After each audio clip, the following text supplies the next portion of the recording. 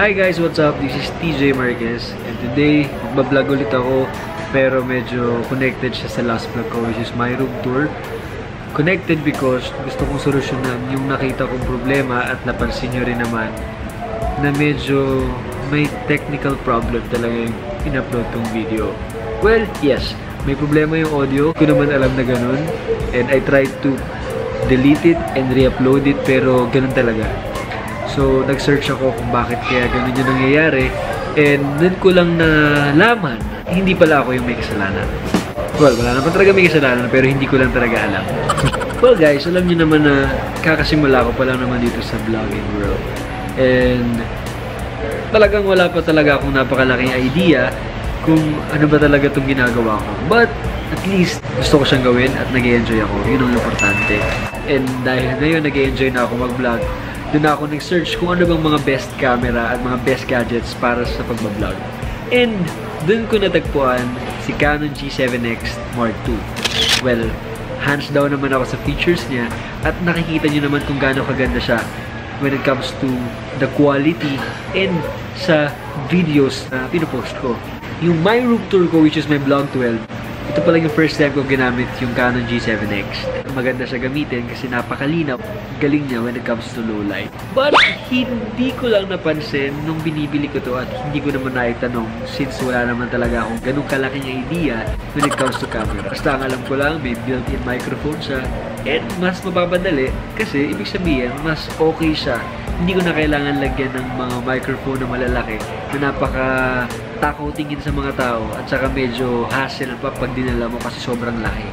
Hindi ko alam na meron siyang konting problema when it comes to wind. Magamit ako ng electric fan when I'm doing my vlog. Siyempre, mainit sa bahay, so kailangan nakabukas yung mga fan. So, hindi ko napansin na every time natatamaan siya ng hangin, magkakaroon siya ng problema. At napansin niyo yun dun sa mga shots na medyo nakatapat yung fan doon sa camera. Kaya, ngayon, inisip ko, paano yun kapag nasa labas? Paano yun kapag malakas yung hangin sa labas? Siyempre, hindi naman pwedeng nagbablog lang ako sa loob ng bahay. Kailangan ko lumabas sa mga beach, sa mga park, or sa malls, or any places na alam naman natin na hindi naman pwedeng walang hangin. Doon na ako nag-search ngayon sa YouTube.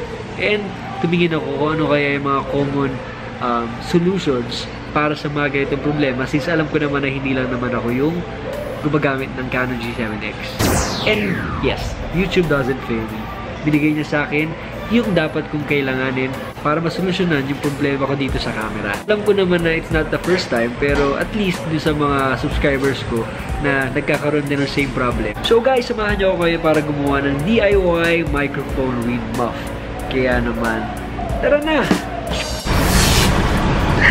So I'm on my way now. Papunta na ako sa store kung saan ako bibili ng mga kailangan ko para sa gagawin kong DIY microphone wind muff. Dito na ako nagbi-video. Nakakatakot kasi masyadong malaki yung file pag nahuli kang gumagamit ng gadgets while driving. So, see you there! Hey!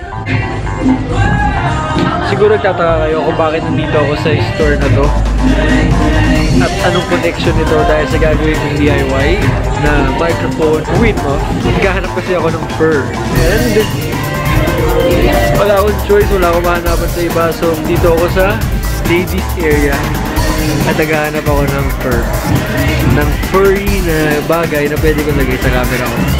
So tingin-tingin tayo. So ito ma-fur, pero wala ako dito choices kaso nga lang mas okay yung black kasi syempre black yung camera ko. So kailangan ko ng fur na black.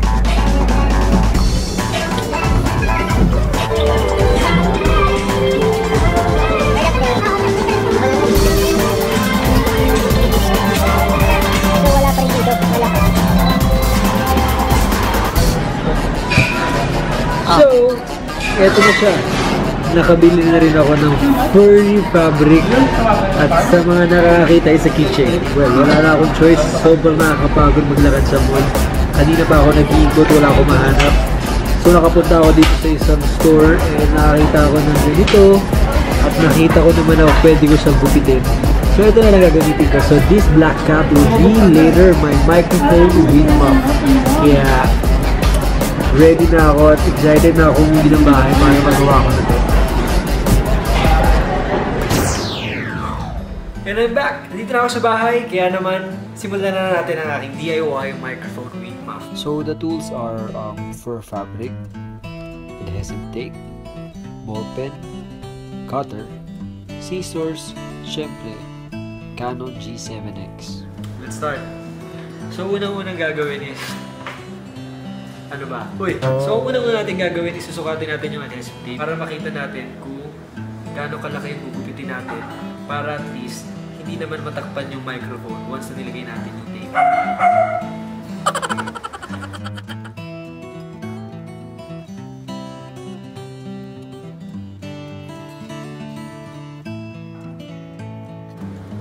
So ngayon, ginugupit ko lang yung adhesive tape para at least sakto siya sa camera. And medyo maliit lang kasi yung space. Medyo nililiitan ko lang. Mabilis lang itong gagawin. Hindi ko na nga alam kung kailangan ko pa ng cutter. Since hindi ko na naman yata kailangan ng cutter. Kunting na lang. Kaya na. Nakikita nyo ba?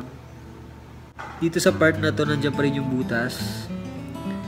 Mga nakita kong videos, may mga kailangan ng cutter, kailangan ng ganyan. Pero sa gagawin ko ngayon yata, hindi na kailangan. So, feeling ko mas madali pa itong ginagawa ko kasi sa ginagawa ng iba.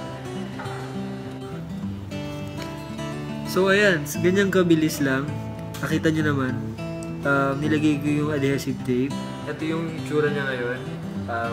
May space sa gitna. Yun ang importante. Hindi pa rin nawawala yung butas para hindi naman matabunan yung mic.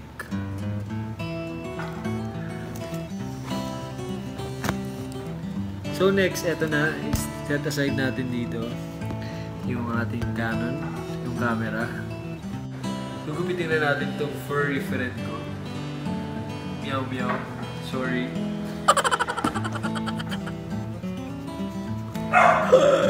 I'm sorry.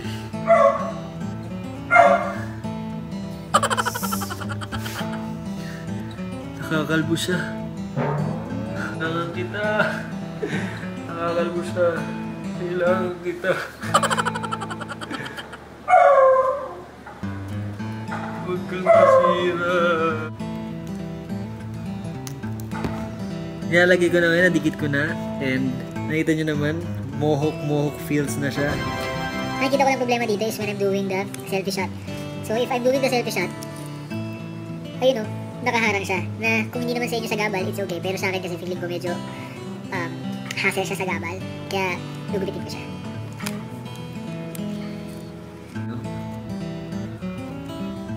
And guys, tumatanggap po ako ng home service. Kaya kung sino po gusto sa inyo magpagupit, just message me or comment below. Dito lang sa akin channel.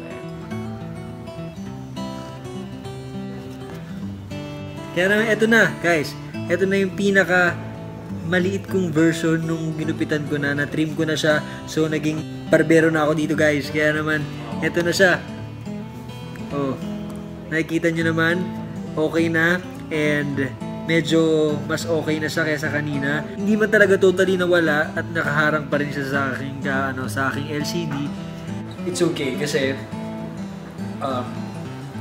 compare sa kanina, mas okay na and hindi naman importante yung bandang ilalim na part. Ang importante yung gitna na nakikita mo pa rin yung sarili mo at saka at least okay pa naman. So mas okay siya compare kanina. So ngayon naman i-test na natin kung naging okay na yung camera. Where I can rest well, sobrang pagod sa labas. Tapos kasi gusto ko rin maliwanag yung pinag-isip. So now I'm using my Canon G7X na ginamitan ko na ng DIY microphone with muff, and let's try. So ngayon wala naman ditong wind, nandito ako sa loob ng bahay, but susubukan ko ay electric fan. Tingnan natin ngayon kung ano yung difference ng voice ko habang umaandar, habang hinahangin siya, at kung magulo pa rin ba, maingay, and kung talagang masakit pa rin talaga sa tenga. Yes, dito naman sa buga ng aircon. So parang feeling ko nasa labas to. Ma-feel natin kung magulo kung mayroon bang epekto to. So, pakinggan nyo lang yung boses ko habang nagsasalita. So, that's it guys. So, sana may natutunan kayo at sana nakatulong sa inyo to, lalo na sa mga nagkakaproblema sa audio nila at sa mga katulad ko rin user ng G7X na para lang masolusyonan yung problema. Ito, DIY, kahit pag meron kayong mga gamit sa bahay, yun lang, adhesive tape lang at saka fur, wala nang problema, at saka gunting. Solve na tayo dito. And, napakabilis, hindi mo kailangan gumastos ng malaki, kaya naman, okay na siya. So, if you guys enjoy it, and please don't forget to like, comment below kung may mga suggestions kayo, at syempre, don't forget to subscribe. Again, till next vlog, this is TJ Marquez. See ya!